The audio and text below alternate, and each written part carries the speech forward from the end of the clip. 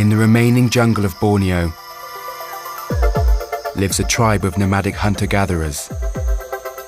They're known for their survival skills and for the deadly poison they use on their blowpipe darts, the Penan.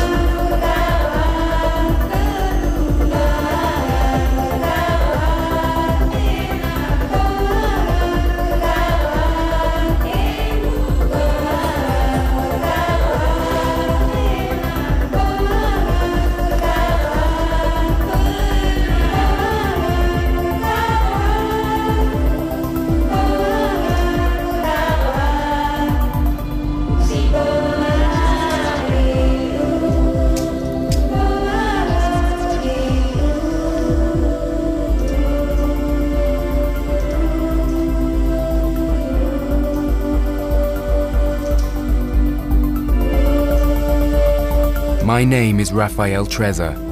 I'm a musician and filmmaker. I'm going to spend the next 3 months with the Penan tribe of Malaysia. My journey begins in Kuala Lumpur.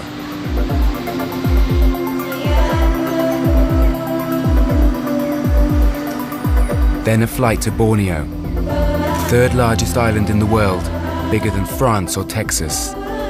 It's divided into 3 territories: Indonesian Kalimantan in the south, which means burning weather island, and Brunei and Malaysian Borneo in the north.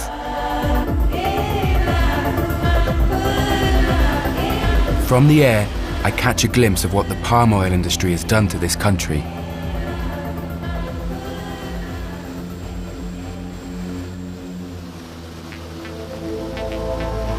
I land in Sarawak, a Malaysian state that's seen massive deforestation.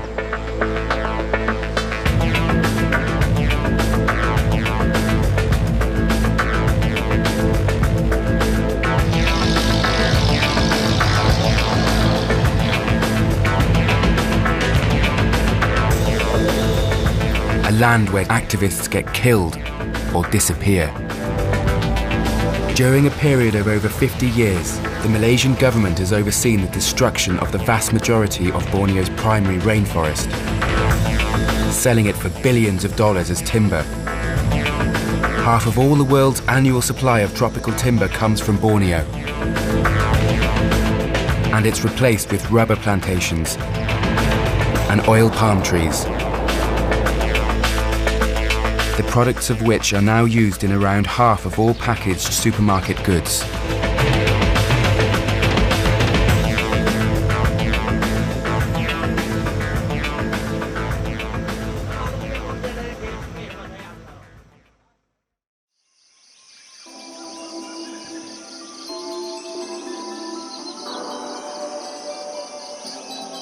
Very few national parks have been created in Sarawak to protect what is considered to be the oldest and most diverse ecosystem on Earth.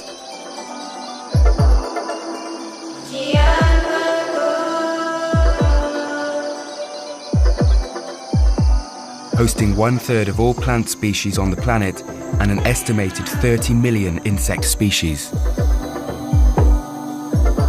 Less than 10% of Sarawak's primary rainforest remains intact. And where the land still looks green, it's mostly secondary forest growing for more timber.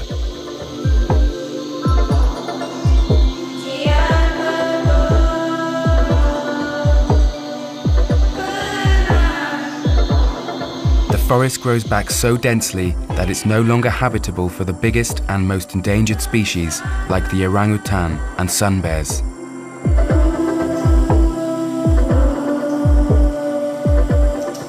The Penan were the only tribe of hunter-gatherers able to live as nomads in the primary rainforest of Borneo, settling for a couple of months in temporary huts, collecting only what they needed before moving on to other hunting grounds.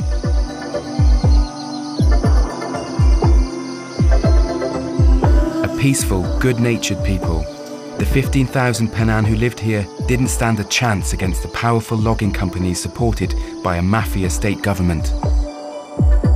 When they started blocking logging roads, many were arrested and even tortured. Most of them ended up in cities, forgetting their precious survival knowledge. Today, only a few families have kept their traditional way of life. But as crucial space is missing, they're forced to live part-time in camps and villages.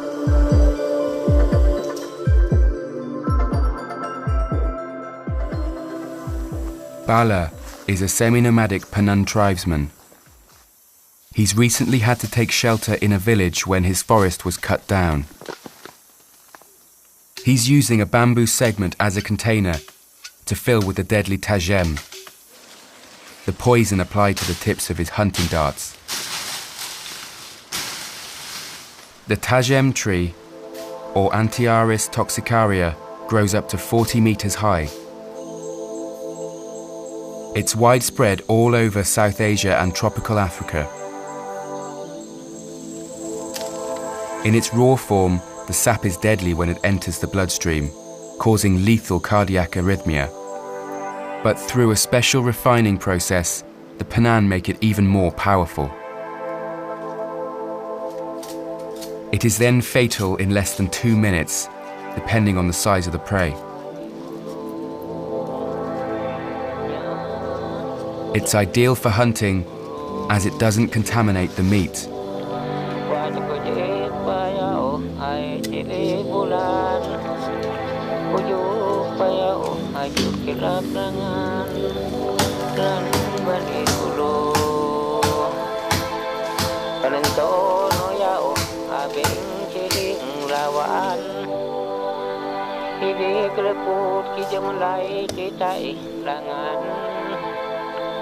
The Penan rely on foreign trade to procure iron in return for resin, animal skins and handicrafts.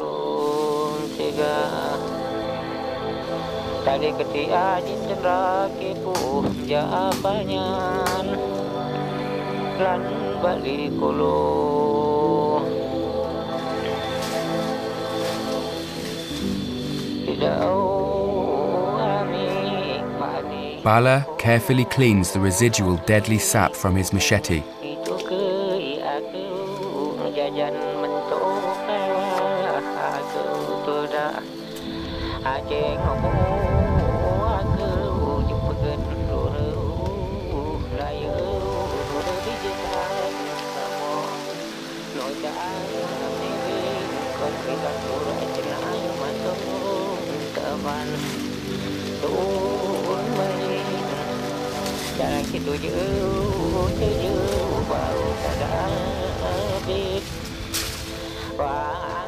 Bala pours the harvested latex into a pot made of dried leaves.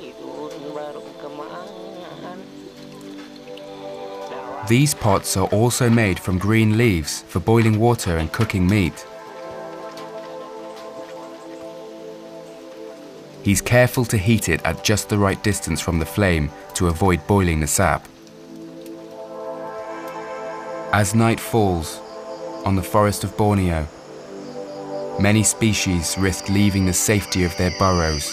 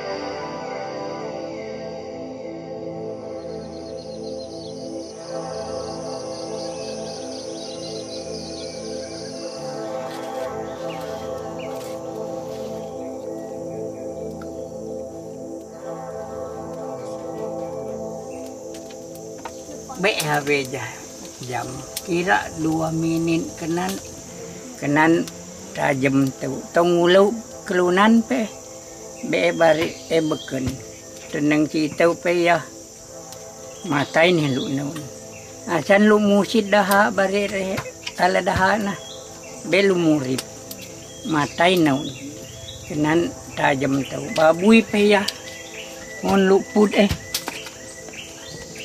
itu buat anak babuy.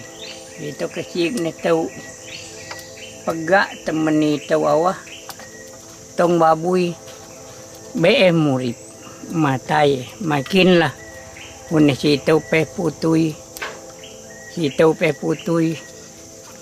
be ave jam matai kira lemah minin awak tajam matai tu matai babuy no.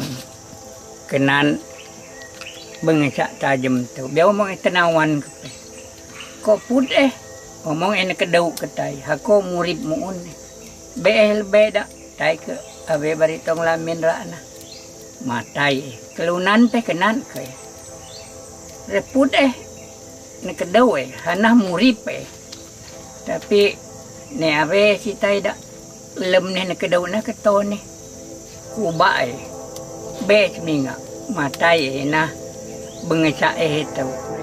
To make the poison even more powerful, the Penan follow a special recipe.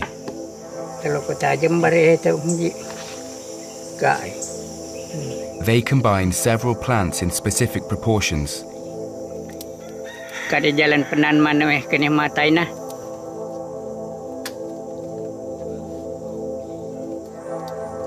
The darts are then coated in the poisonous mixture, dried by the fire, and are ready to use. Richard is a sedentary Penan. He was born 10 years after his family was forced out of the jungle in the 90s. He works in a nearby national park. He's from one of the few villages that still has access to the untouched rainforest and reserve the right to practice traditional blowpipe hunting. He's joined by his cousin. They search for their favorite meat, the wild boar.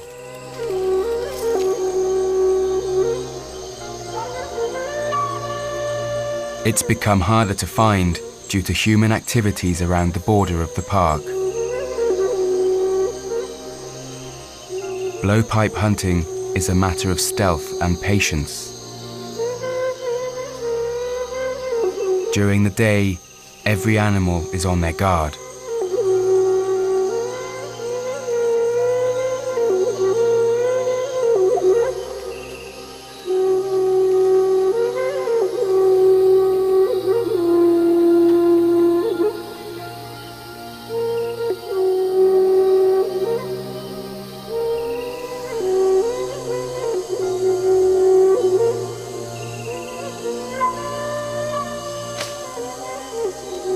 This squirrel got lucky.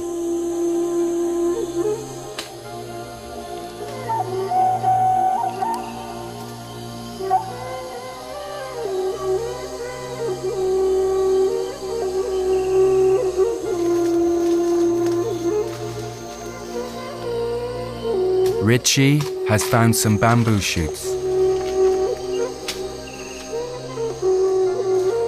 They'll provide a vegetarian meal for tonight.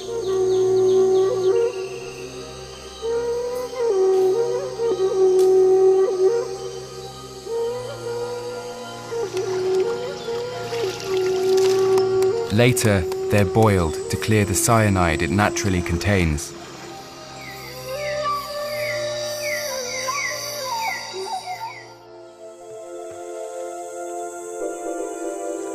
The rivers running through the national parks are clear and free of pollution from logging, which erodes the ground and makes the water muddy. The Penan can still practice fishing here. They use homemade spear guns.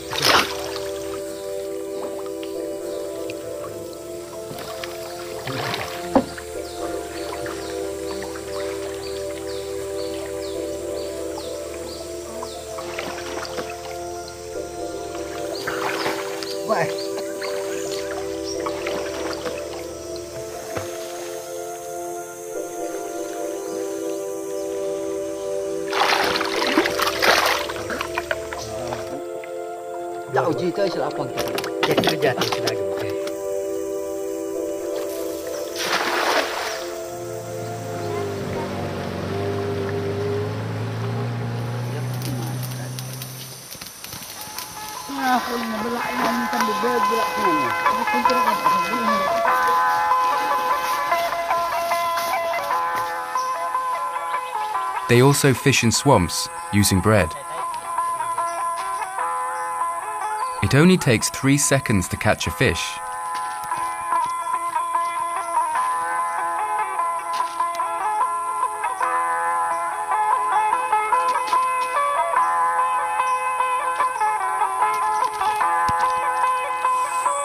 Now it's my turn to try.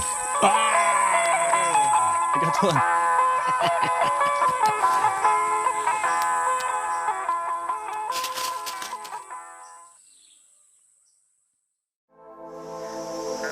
A few Penan families still live as semi-nomads in the remote jungle. Langub, a sedentary Penan, guides me to meet them.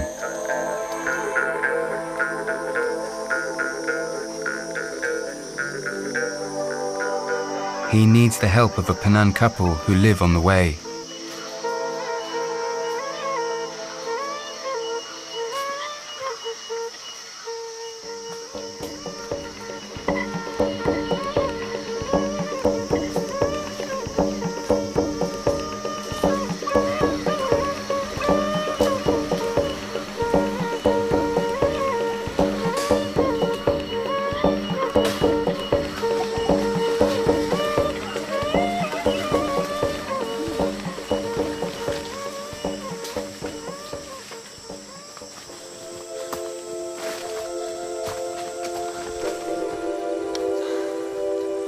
Nice to meet you. We arrive at a camp built with the help of some sedentary Penan to facilitate meetings between the nomads and their relatives who have left the forest. Saya lives here a couple of months a year. Nice to meet you. With his 2 sons, Tion and Ajay, his wife, and his 2 daughters. The Penan keep female names secret to outsiders, so they remain a mystery. For lunch, there's rice, turtle, and a mix of tapioca flour the Penan call naun, which tastes like water.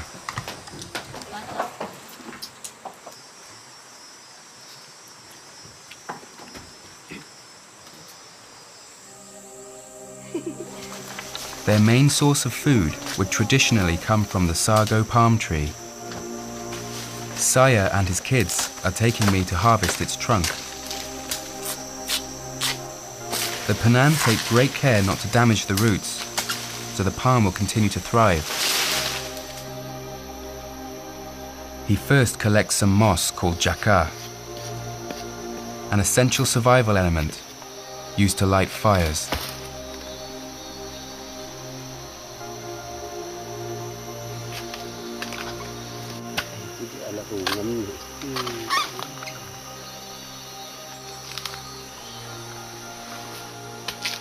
The palm heart is typically made into a nutritious, non-perishable flour, but it's also eaten raw. At the junction of 2 paths, Saya shows me oro, the Penan's way of communicating with other members of the tribe, using signs made of branches.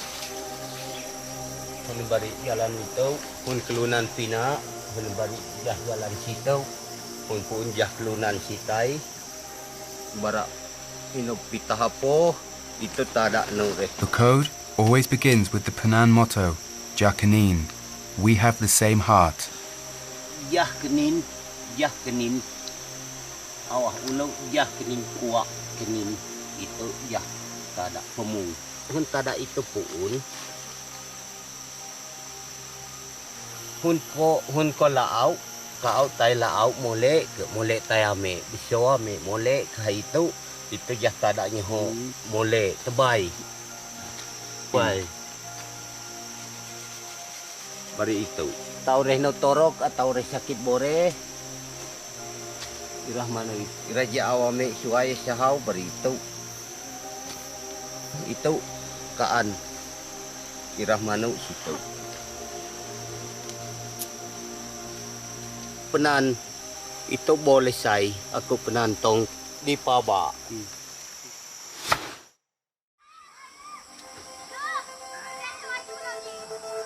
In the few villages bordering reserved areas, the Penan have been offered jobs in the national parks and are allowed to hunt in untouched regions of rainforest.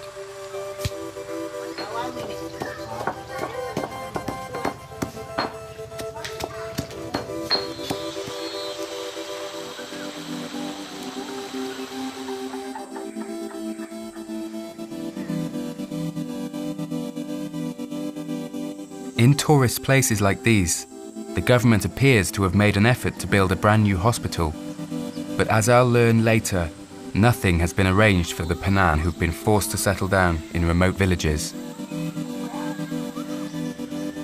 Like most tribes in Borneo, Penan families share living accommodation called longhouses.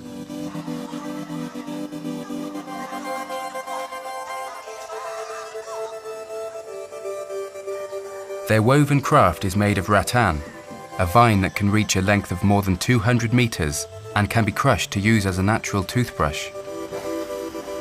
It's now being replaced by plastic.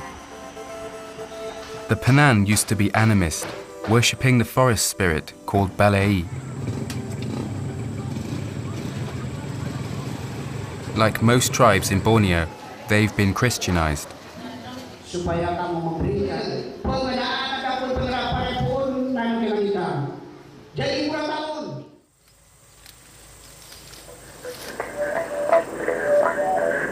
Nyapun was one of the first Penan chiefs to be forced to settle down.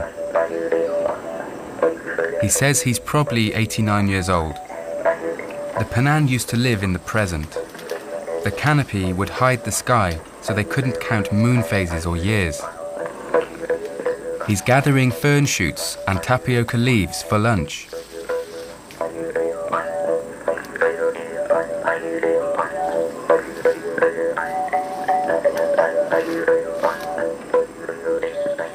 Like most tribesmen in rural Borneo, Nyapun never leaves his house without a weapon for self-defense. The spear attached to the end of his blowpipe is a reliable secondary weapon. Tribal wars are still in living memory, and encountering wild animals like giant pythons and sun bears could still be deadly.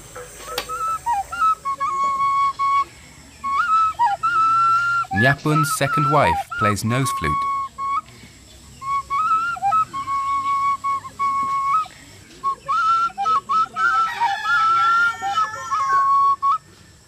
They live in this compound with their children and grandchildren.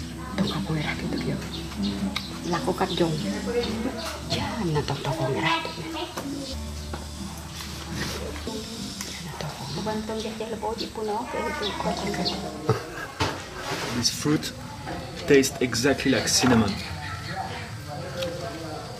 Magat ifinuk magat. Sama dia cawai lah situ lah. Uban melah lebih lah memang ke situ lah mana lah main situ lah.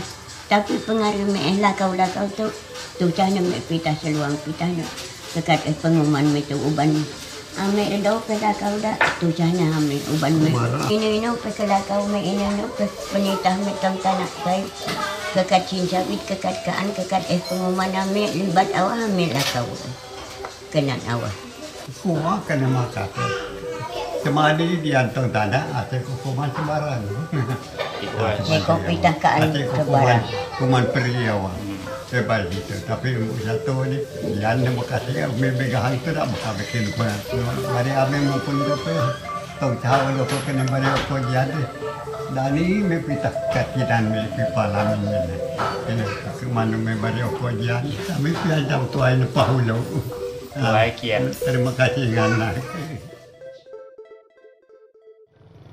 Two villagers guide me to a remote Penan camp at the end of a logging road. These dangerous, abandoned roads are prone to landslides and sinkholes.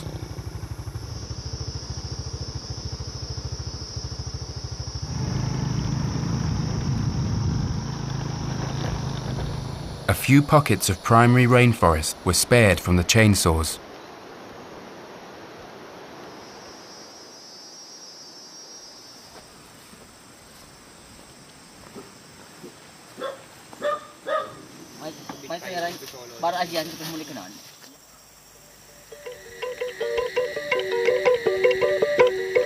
The Penan are known to be very shy, which makes their adaptation to the outside very challenging.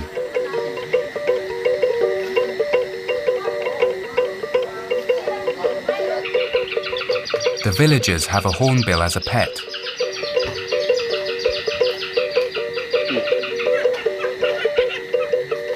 Hornbills are the emblem of Sarawak.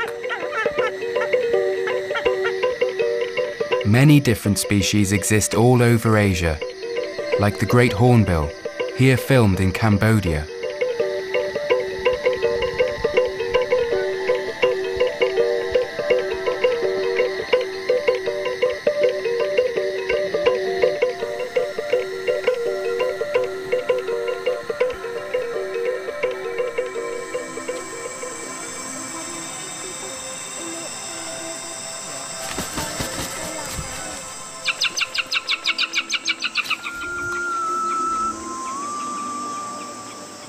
The older Penan folk suffer most from their lost nomadic lifestyle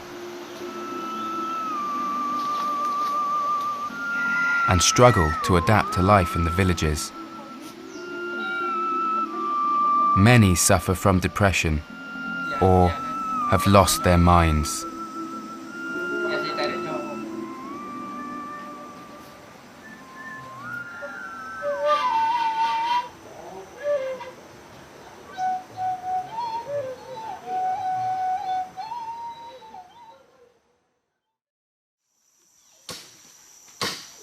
I'm back with Bala.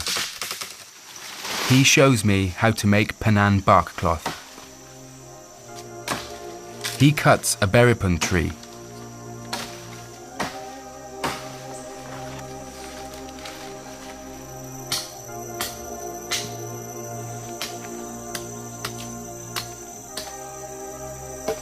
And beats it to remove the bark from the trunk.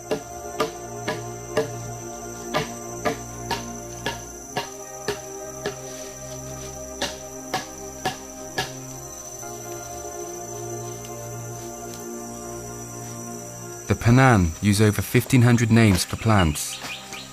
Most of them are used in their ethnobotany.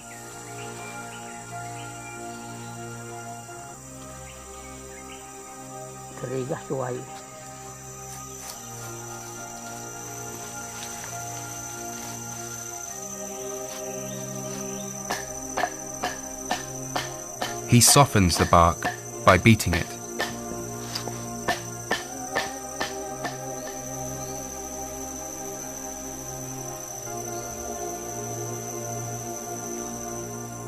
These were the traditional loincloths, until cotton replaced them.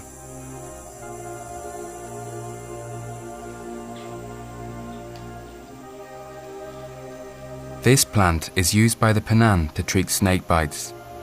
It's one of the most useful medicinal plants in the jungle of Borneo, which is loaded with deadly snakes. คน You know how long I can keep it? เอามองมาก็เลยเป็นเอา Long time. Very good. Even it's dry, you can use. Okay.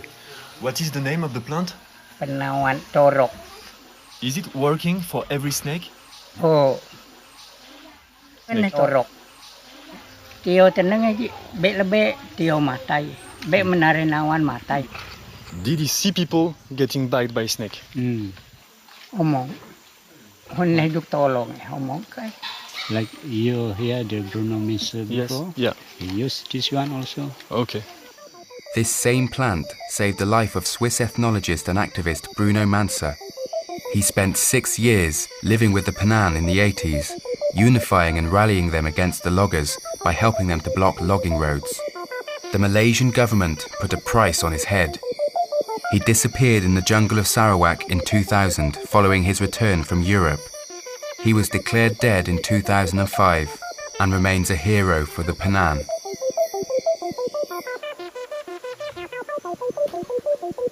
Though I hope I won't need it, I decide to take some for the rest of my trip. Thank you.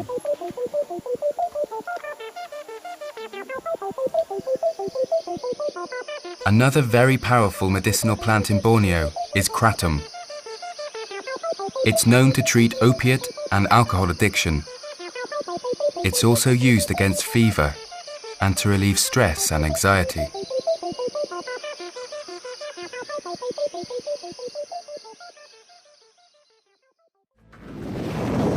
I now travel to the south of Sarawak, near the Indonesian border, to meet the Iban, who are known as the headhunters.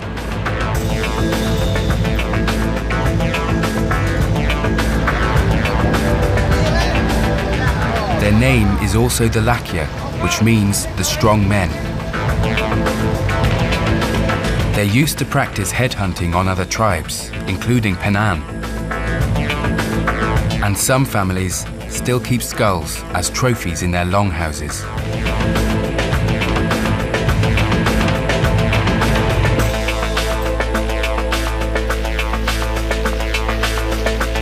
The Iban don't use blowpipes for hunting, opting for regular guns.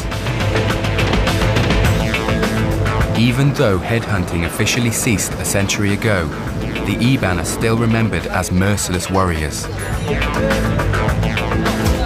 And guides still advise against entering Iban longhouses without invitation. Traditional. Thank you. Okay, I tua. Okay, just family gathering. King lah. Nice. Get here, say hi first. Hi, What's your name? my name is Rafa. They're famous for their tattoos. Kita mitit. Urko lemot. Tegak. Lemot tegak dah na. Okay, cool. Lemot tay. Ukir kong. This we call it ukir kong. Ukir we call it ukir kong. Tattoos represent an important life event, like becoming a father. For the first head taken, a tattoo is made on the hand, the entagulun.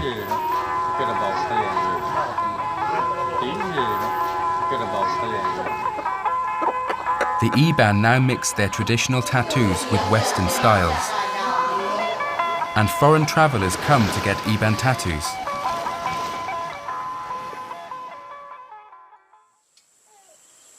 At Saya's camp, the family is preparing for a trip through the jungle.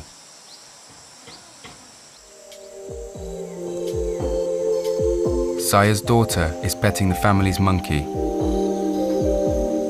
The Penan use them as guards, giving a signal when danger is near.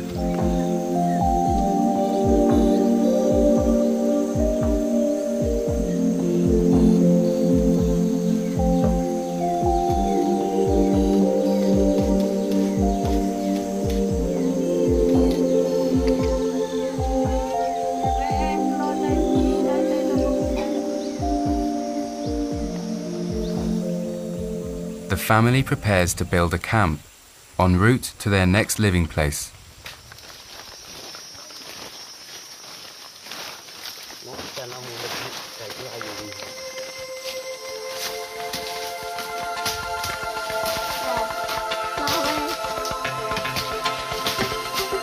They choose an uphill spot away from mosquitoes and falling trees.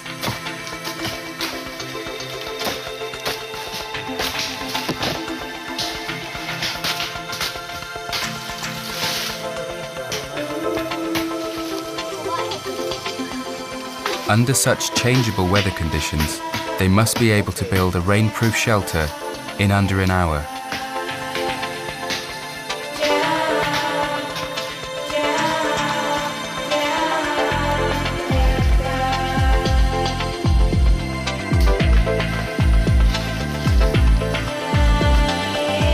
As part of Penan fashion, they sometimes like to dye their hands with red leaves.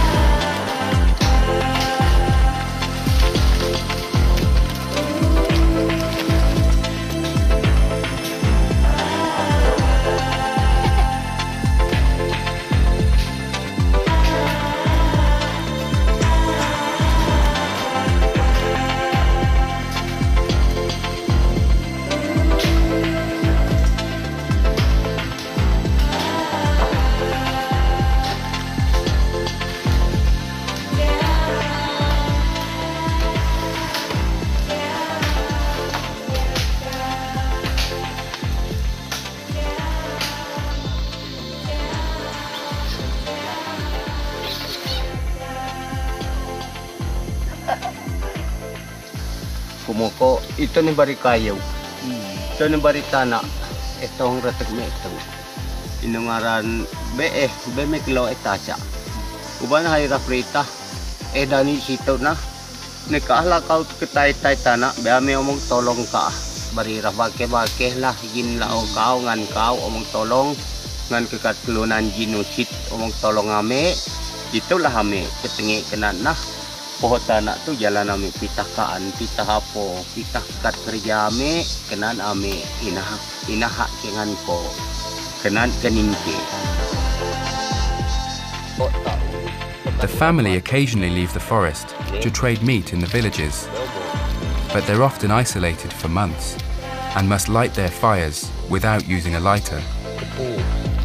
With his knife, Saya strikes a firestone that he found in the river. Sparks fall on the moss, igniting it.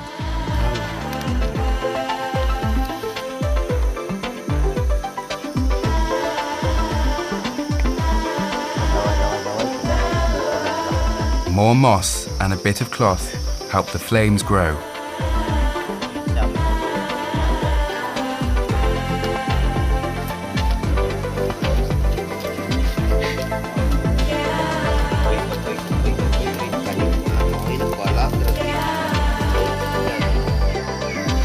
To illuminate the hut at night, the Penan use a plant candle made from the pod of a vine. It provides light for up to an hour. It rains almost every day in the jungle. Punyao, a readily combustible wood, is cut and briefly dried above the fire.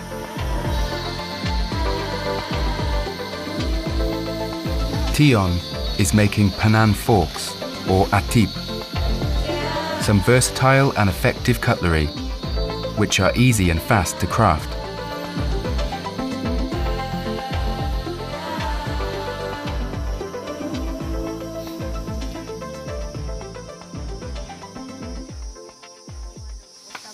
Nè về chị, tay tông irah long daun kuna kona hai.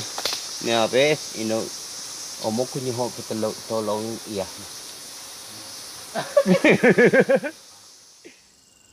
I leave the nomads to meet a displaced community at the center of Sarawak. There's no public transport, so I decide to hitchhike.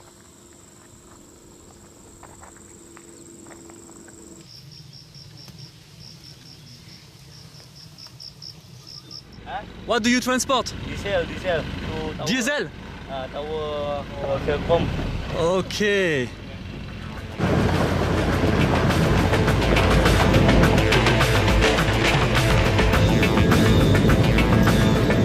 village is hours away from any other camp, and I'm traveling next to 2,000 litres of diesel.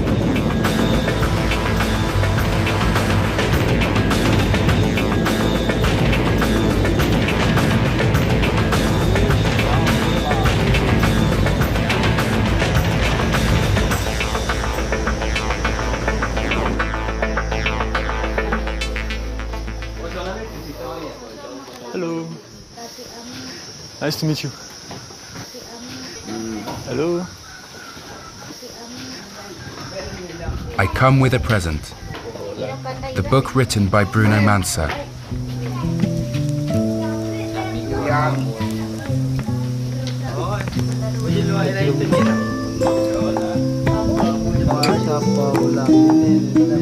They can't read it, but it contains many drawings of what are now rare animals and plants.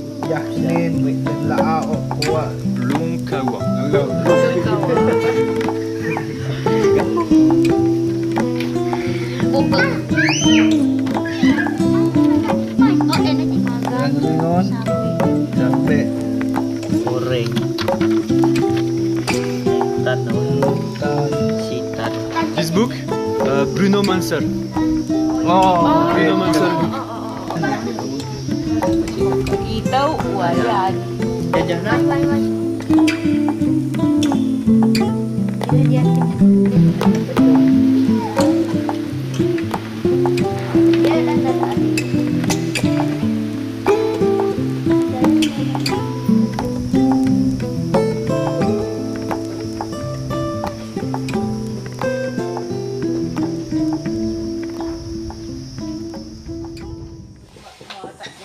Some villagers are preparing their blowpipes for hunting the next day.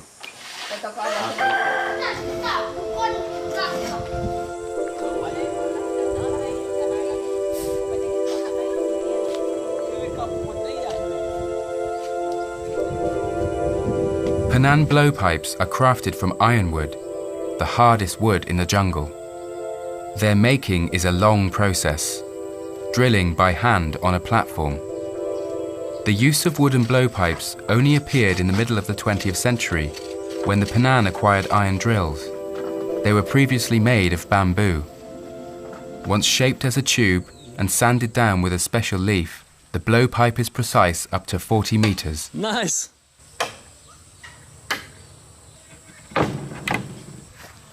Nice job. Tribesmen in Borneo have developed a very distinctive style, combining modern outfits with traditional survival gear and jewelry. High socks help protect against leeches. They wear rattan bracelets and wild boar tusks. Apart from an unused room presented as a school, the government has done nothing for these families, in the hopes that they will eventually migrate to the cities. The head of the camp wants to talk to me about the situation here.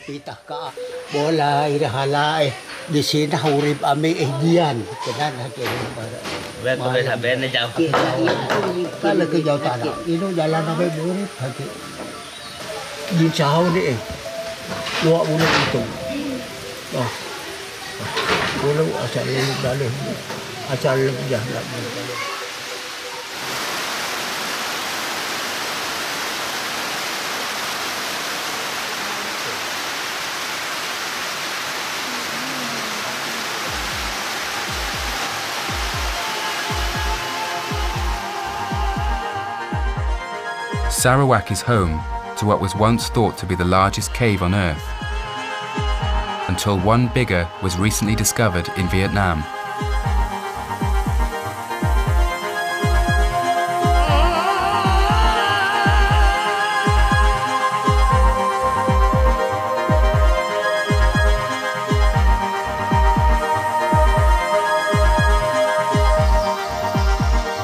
$3.5 million bats make their home inside. Every evening, they leave the cave in search of fruit and insects.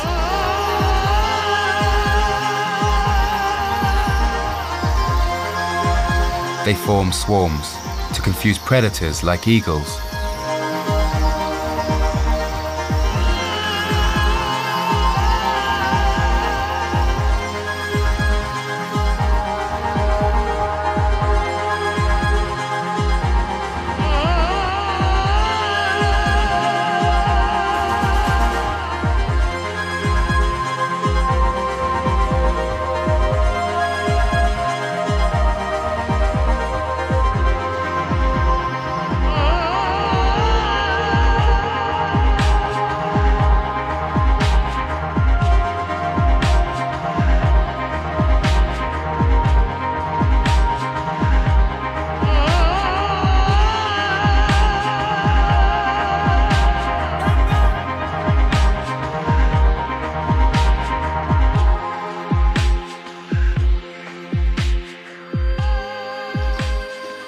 After nightfall in the camp, the families gather to watch the only kung fu movie they have.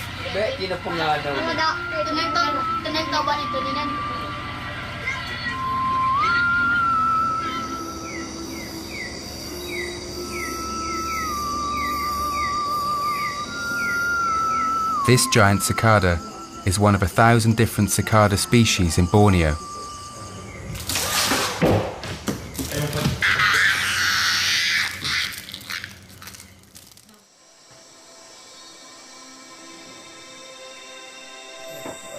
In the morning, the village kids get ready for hunting.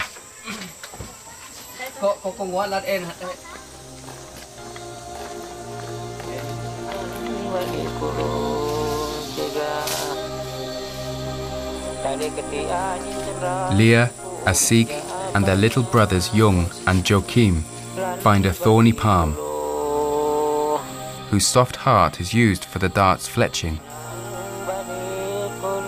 Without this crucial element, their entire survival in the jungle would be jeopardized. The plug is carved to the right width using a wooden guide.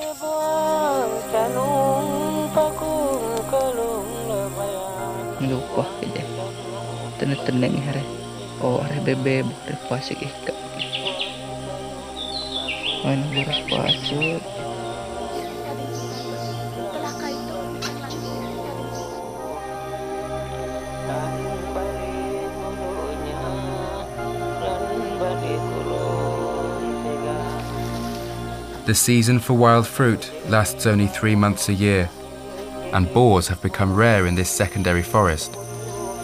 As a result, the Penan are forced to rely on supplementary foods, like birds and pygmy squirrels.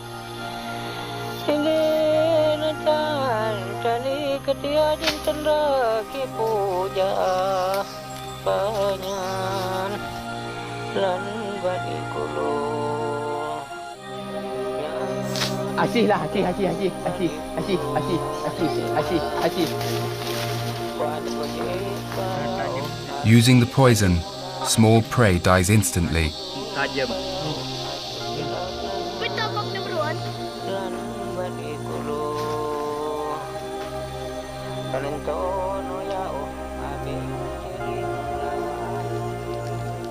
Jung has found a plant used by kids as hair gel. Stingless bees come to drink on our skin.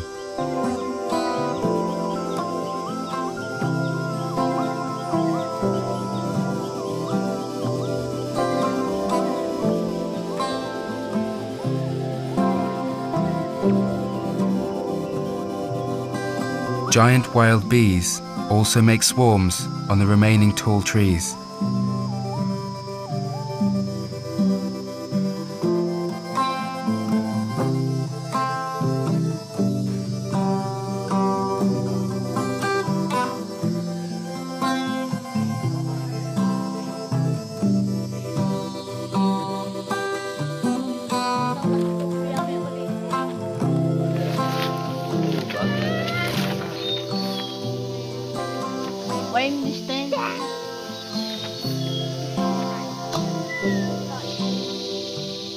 The Penan use a distinctive tongue clicking to express surprise and approval.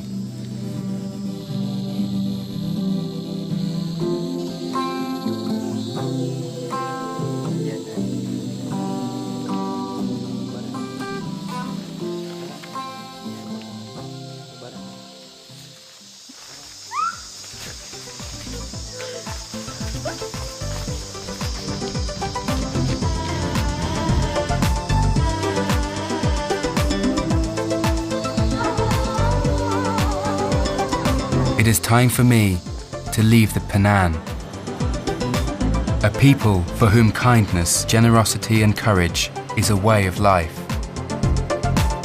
Their ingenuity and the elegant solutions they employ to thrive in some of the most challenging and complex environments must not be lost. All of humanity could benefit from Penan knowledge of plants and their understanding of nature. One day, the tables will turn, and the wealth of every country will be defined by the nature they hold. When that day comes, the last Penan families living in the wild may have left the rainforest, along with all their secrets.